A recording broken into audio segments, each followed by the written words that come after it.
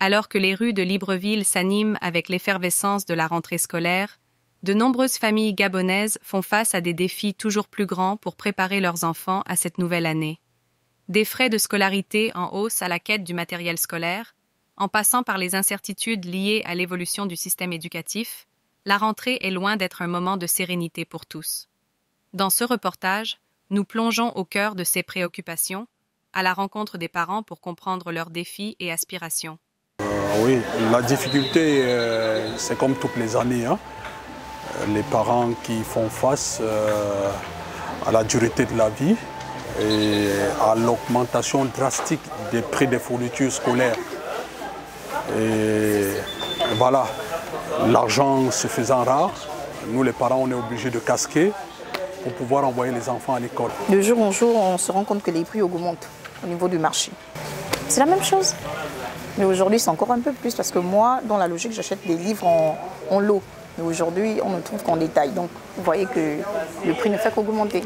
Parce que si j'ai pour habitude d'acheter un paquet de livres à 7 000 et que j'achète 5 livres à 10 000, c'est plus cher. Effectivement, les enfants sont très contents de retrouver leurs parents scolaires qui sont leurs amis, et puis leurs instituteurs et leurs professeurs. Après 3 mois de jeu, n'est-ce pas, de relations plus renforcées avec leurs cellules familiales.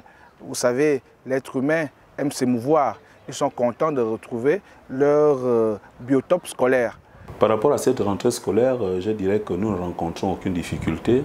Nous ne sommes qu'à la phase des réinscriptions et des inscriptions, comme la décision a été prise par les plus hautes autorités, où on a parlé de la gratuité, des frais de scolarité, des frais d'inscription.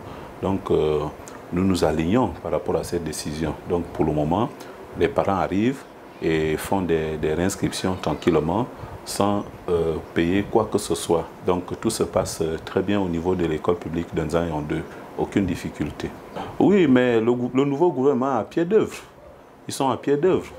Ils savent bien que pour le moment, les budgets ne sont pas encore mis à la disposition des établissements. Et par rapport à ce point, ils sont en train de travailler dessus pour que les établissements soient dotés en matériel didactique pour pouvoir commencer l'année scolaire. Mais sinon, nous attendons. Pendant cette attente, les établissements fonctionnent avec les moyens qui sont les nôtres. Par rapport à la mesure prise par les nouvelles autorités, c'est-à-dire le CATI, concernant la gratuité de la scolarité en République gabonaise, nous avons, nous les parents, des soucis avec certains établissements, à l'exemple d'Arissani. L'établissement Arissani nous fait comprendre que l'État ne leur a jamais versé quoi que ce soit pour la scolarité de nos enfants que l'État oriente là-bas. Depuis des années, l'État oriente les enfants, ce sont les parents qui payent. Cette année, ils nous demandent de payer également. Donc je vous annonce qu'à partir de lundi, les parents d'élèves d'Arissani, dont les enfants ont été orientés là-bas depuis la 6e par l'État, ont décidé à partir de lundi de passer au créneau. Parce que la réception là-bas par rapport à ces parents-là est frustrante. On nous frustre là-bas. On nous frustre là-bas et nous voulons avoir des clarifications, même si nous avons une circulaire du ministère de l'Éducation nationale qui explique bien les choses, mais l'établissement Arissani ne comprend pas ça de cette oreille. Voilà la frustration que nous les parents nous avons et cette frustration peut également se téléporter chez les enfants qui risqueront d'avoir une rentrée scolaire en dents de scie. Merci. Pour la rentrée prochaine, si la transition sera encore jusqu'à l'année prochaine, moi je pensais que, puisque nous sommes dans un régime militaire, mon souhait était de voir dans tous les établissements les militaires, même comme surveillants, pour que tous les établissements puissent avoir la discipline militaire, parce que nos enfants sont plongés dans la drogue. Moi, je suis au marché d'un Zanrayon. Je vois comment les enfants vraiment prennent les cobolos et toutes sortes de drogues au Gabon. Hein? Donc, les surveillants qui sont parce qu'il y a des instituteurs qu'on envoie dans des établissements comme surveillants, ça n'apporte vraiment rien. Or, si on aurait affecté des militaires qui devaient leur donner des bonnes punitions dans les établissements, ça pourra changer la mentalité de nos enfants. Bien, mais le souhait, c'est de voir cette année aller à son terme sans difficulté majeure.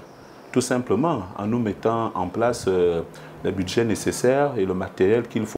Alors que le soleil se couche sur Libreville, il est clair que la rentrée scolaire, bien qu'empreinte d'excitation et de nouveautés, est aussi marquée par des défis considérables pour les parents gabonais. Leurs voix, que nous avons entendues aujourd'hui, reflètent un mélange d'espoir, d'inquiétude et de détermination. Malgré les obstacles, la passion pour l'éducation de leurs enfants reste indéfectible. La question demeure, comment notre société et nos institutions peuvent-elles mieux soutenir ces familles, piliers de l'avenir éducatif du Gabon? Alors que nous tournons la page de cette rentrée, c'est une réflexion qui mérite notre attention collective.